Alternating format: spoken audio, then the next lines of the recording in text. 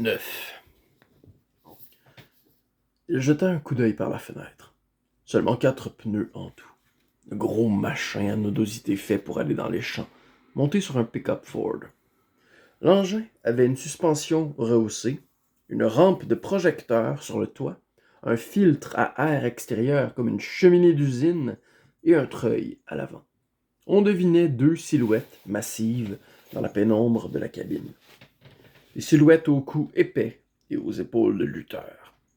Le pick-up s'avança au pas le long des cabines et vint s'arrêter quelques mètres derrière la Subaru. Les phares restèrent allumés. Le moteur continua de tourner au ralenti. Les portières s'ouvrirent. 2 types descendirent. Ils avaient le même air que Brent, mais en plus grand. 27, 30 ans, mesurant entre 1,95 m et 2 mètres, frôlant sans doute les 130 kilos chacun. Leur taille puissante paraissant étroite, tant leurs épaules et leur poitrine étaient larges et leurs bras épais. Cheveux coupés courts, petits yeux, visage charnu. Le genre de type qui reprend tout à table et a encore faim après. Il portait le blouson rouge des Cornhuskers, rendu grisâtre par la lumière bleue des poutres. La femme du médecin vint rejoindre Reacher à la fenêtre. « Tout Jésus, murmura-t-elle. Reacher garda le silence. Les 2 types refermèrent les portières du pick-up et se dirigèrent, en ensemble parfait, vers l'arrière du véhicule, où ils ouvrirent une caisse à outils boulonnée en largeur derrière la cabine. Le premier souleva le couvercle, le second en sortit une masse, et son comparse une clé à 2 têtes qui mesurait facilement 30 cm. Ils laissèrent la caisse ouverte et s'avancèrent dans la lumière des phares, leurs ombres dansant et sautant devant eux. Ils avaient le pas léger et l'allure agile en dépit de leur taille, ce qui est souvent le cas chez les joueurs de football. Ils s'arrêtèrent un moment, le temps de jeter un coup d'œil à la porte de la cabine 6, puis ils se tournèrent vers la Subaru. Ils se jetèrent dessus avec frénésie, un vrai blitzkrieg, 2 ou 3 minutes à cogner, casser. Le bruit était assourdissant. Ils firent sauter jusqu'au dernier éclat de pare-brise, défoncèrent les vitres latérales, la lunette arrière, les phares, les feux de position. Ils ouvrirent des trous dans le capot, les ailes, le coffre, les laissant déchiqueter. Passant le bras par les vitres explosées, ils démolirent le tableau de bord et la radio. Merde, songea Reacher. Mon taxi qui fout le camp. La punition de mon mari, murmura la femme du médecin. Sérieuse cette fois. Les 2 types s'arrêtèrent aussi soudainement qu'ils avaient commencé. Ils restèrent un moment debout à côté du break réduit à l'état d'épave, respirant fort, roulant les épaules, leur outil pendant au bout de leurs bras. Les éclats caractéristiques du verre de sécurité brillaient dans le néon, et le silence devint absolu, dès que fut éteint le dernier écho du métal martyrisé. Reacher retira sa parka et la laissa tomber sur le lit. Les 2 types se dirigèrent alors vers la porte de la cabine 6, épaule contre épaule. Reacher ouvrit et sortit pour aller directement à leur rencontre. Qu'ils gagnent ou qu'ils perdent, l'intérieur de la chambre aurait été dévasté s'ils s'y battaient. Et Vincent, le propriétaire du motel, avait déjà assez de problèmes comme ça.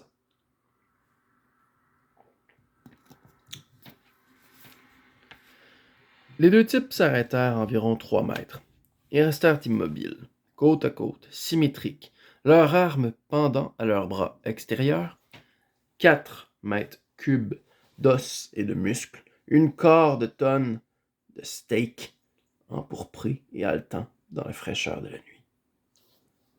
Question à 1000 balles, les gars, leur lança Reacher. Vous avez passé 4 ans en fac à apprendre à jouer au foot. J'ai passé 13 ans dans l'armée à apprendre comment tuer des gens. J'ai le trouillomètre à combien d'après vous? Pas de réponse. Sans compter que vous avez été tellement nul que vous avez même pas été fichu de devenir pro. Moi, j'étais tellement bon que j'ai eu droit à combien de médailles et de promotions. Alors, à combien le trouillomètre? Bien au-dessus de 0, répondit le type qui tenait la clé. Mauvaise réponse. Compréhensible, cependant. Être un assez bon arrière, ou un assez bon plaqueur au lycée, pour obtenir d'aller étudier gratos à Lincoln, c'était déjà pas si mal. Tenir un rôle même de figurant sur le terrain du Memorial Stadium, c'était se rapprocher des meilleurs des meilleurs. Et échouer à entrer dans la National Football League n'avait rien de déshonorant. La ligne de partage entre succès et échec dans l'univers des sports était souvent bien fine, et les raisons pour lesquelles on tombait du bon ou du mauvais côté, souvent très arbitraires. Ces deux types avaient fait partie de l'élite pendant près de 20 années, et avaient été ce que leur voisinage, leur patelin, le comté, même l'État, connaissaient de plus sensationnel. Ils avaient été célèbres, fêtés, ils avaient eu plein de filles. Ils étaient probablement sortis vainqueurs de toutes leurs bagarres depuis qu'ils avaient 8 ans. Sauf qu'ils n'avaient jamais participé à un vrai combat. Pas au sens où l'entendent les gens payés pour se battre ou mourir. Se bousculer et échanger des nions à la porte du bahut ou devant la boutique de soda ou tard le soir après la première tournée de bar de l'été était aussi loin du combat que les ballons lancés pour s'amuser par deux gros lards dans le parc l'étaient des fusils expédiés le jour du Super Bowl. Ces types étaient des amateurs. Pire que ça, des amateurs prétentieux, habitués à s'en sortir par leur seule masse et réputation. Dans le monde réel, ils auraient été morts avant d'avoir pu porter un seul coup. La preuve? Mauvais choix d'armes. Les meilleures, c'est les armes à feu, et ensuite les armes blanches, les armes pouvant taillader. Les instruments contondants sont bien en bas de la liste. Ils ralentissent la vitesse de la main. L'énergie incontrôlable qu'ils accumulent après un coup manqué est un gros inconvénient. De plus, si vous n'avez pas autre chose sous la main, vous devez commencer par au moins plier le bras pour pouvoir accélérer, frapper en un seul mouvement fluide.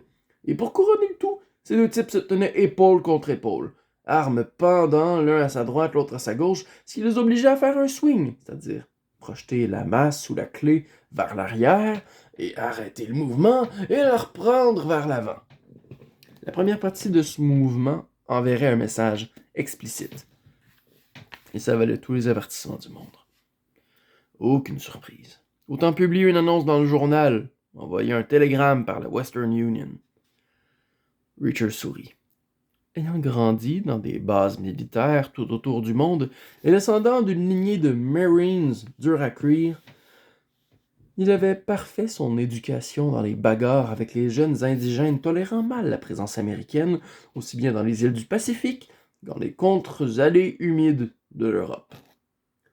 Aussi peu reluisant qu'ait été le patelin du Texas, du Nebraska, de l'Arkansas, d'où venaient ces types, ce n'était rien en comparaison.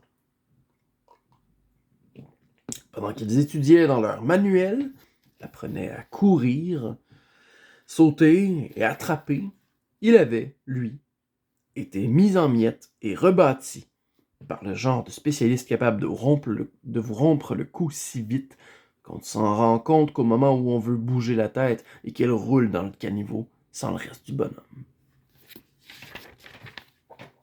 « J'avais un message pour toi, mon pote, » dit l'homme à la clé. « Ah bon?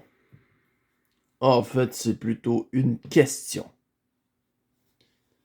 « Des mots difficiles? T'as besoin d'un peu de temps? » Reacher avança d'un pas un peu vers la droite, se plaçant directement en face des deux types, à équidistance, légèrement plus de 2 mètres. S'il avait été placé à 6 heures sur le cadran d'une horloge, les deux autres l'auraient été à 1 et 11. Le type à la clé était à sa gauche, le type à la masse à sa droite. Le premier à bouger fut le type à la clé. Il fit porter son poids sur son pied droit. Il entama un court élan arrière avec le lourd outil de métal. Élan qui paraissait destiné à jaillir des muscles tendus après un arc d'environ 40 degrés, sur une distance de 50 à 60 cm, puis à propulser la clé selon une courbe basse horizontale visant à casser le bras gauche de Reacher entre l'épaule et le coude. Le type n'était pas un crétin complet. Comme première tentative, c'était convenable. Mais elle n'arriva pas à son terme. Reacher fit porter son poids sur le pied gauche, son droit, partant une fraction de seconde après la clé, dans la même direction que celle-ci, et à la même vitesse, sinon légèrement plus vite, avant que la clé ait fini son mouvement vers l'arrière et reparte vers l'avant. Le talon de la chaussure de Reacher entrait en contact avec la rotule du type, dans l'axe, enfonçant l'os profondément dans l'articulation, le cassant, rompant des ligaments, arrachant des tendons, déboîtant l'articulation elle-même et la repliant à l'envers dans une manière contre nature. Le type commença à tomber.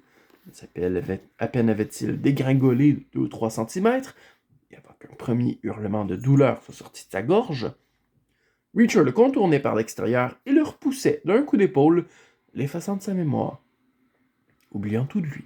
Fondamentalement, le type n'était plus qu'un unijambiste désarmé, et les unijambistes n'avaient jamais été en première place des sujets d'inquiétude de Reacher. Le type au marteau ne disposait que d'une fraction de seconde pour décider ce qu'il devait faire. Il pouvait tourner par l'avant, mais cela l'obligeait à décrire un cercle presque complet. Reacher se trouvait en gros dans son dos. De toute façon, son copain estropié était sur la trajectoire, impuissant devant le risque de collision. Le type pouvait aussi lancer le marteau ou juger vers l'arrière, un coup à l'aveuglette Hail Mary dans le vide, avec l'espoir de surprendre son adversaire, l'atteindre par hasard. C'est cette deuxième méthode qu'il choisit. C'est à quoi Reacher s'attendait plus ou moins. Celle même qu'il espérait le plus. Il suivit le mouvement, le bras qui bouge, le poignet qui se retourne, le coude qui se détend. Sur quoi, les pieds solidement plantés, pivotant sur sa taille, il frappa du tranchant de la main le type au creux du coude. Un coup puissant, contrariait directement le mouvement du marteau. Le coude du type craqua, son poignet explosa. Il lâcha le marteau, se plia instantanément sur lui-même, dansa sur place, sautillant, comme pour obliger son corps à retrouver un endroit où son coude présenterait un angle normal, ce qui lui fait décrire un cercle serré. Il laissa chancelant, déséquilibré, face à Reacher, lequel, après un arrêt moins long que le temps qu'il fallut au marteau pour tomber à terre, lui porta un coup de boule brutal, en plein visage, d'un mouvement sauvage et violent, os contre os. Alors Reacher s'éloigna en sautillant vers la Subaru, préparant déjà la seconde et demie suivante. Le type qui avait tenu la clé se roulait par terre, assommé. De la vie de Reacher, non pas tant par la douleur, laquelle pour l'essentiel restait à venir, que par l'affreuse prise de conscience que la vie telle qu'il l'avait connue jusque-là était finie, que les angoisses temporaires qu'il avait pu connaître après une collision brutale sur le terrain étaient devenues réalité, que son avenir allait à présent se décliner en canne, attelle, claudication, douleur, frustration, chômage. Le type qui tenait le marteau était encore debout, oscillant sur ses talons, clignant des yeux, son nez pissant le sang, un bras pendant hors d'usage, les yeux dans le vague, le cerveau en veilleuse. Suffisant pour qui aurait habité le monde civilisé, le monde des films, de la télévision, du fair play, de la retenue. Mais Reacher n'habitait pas ce monde-là. Il habitait un monde où on ne déclenche pas les bagarres, mais où on les termine à coup sûr. Voilà en quoi il était l'héritier d'une sagesse immémoriale, selon laquelle le meilleur moyen de perdre est de croire trop tôt qu'on a gagné, si bien qu'il recula vers le type qui avait tenu le marteau, et risqua un crochet bas du droit, qu'il cueillit dans le triangle de peau juste en dessous des pectoraux. Et juste au-dessus de ses tablettes de chocolat, un coup énorme, calculé, effectué et porté à la perfection du droit dans le plexus solaire, qui joua alors le rôle d'interrupteur. Le type, victime de toutes sortes d'avaries dans ses fonctions vitales, s'affaissa en avant. Reacher attendit qu'il soit assez bas pour le finir d'un coup de pied au visage, porté avec juste ce qu'il fallait de retenue, pour qu'on puisse dire que des dents et une mâchoire cassée valaient mieux qu'un traumatisme crânien. Après quoi, il se tourna vers le type qui avait tenu la clé, attendit qu'il roule dans le bon sens, et l'envoya au pays des rêves d'un coup de pied au front. Il récupéra alors la clé et lui cassa un poignet Un. Puis l'autre. 2. Puis revint au type au marteau et lui cassa un poignet. 3. Puis l'autre. 4. Ces 2 hommes étaient les armes de quelqu'un d'autre, volontairement déployées. Personne n'abandonne un soldat ennemi en état de marche sur le terrain. La femme du médecin l'observait depuis la porte de la cabine, son visage exprimant la terreur sous toutes ses formes. « Quoi ?» lui demanda Reacher.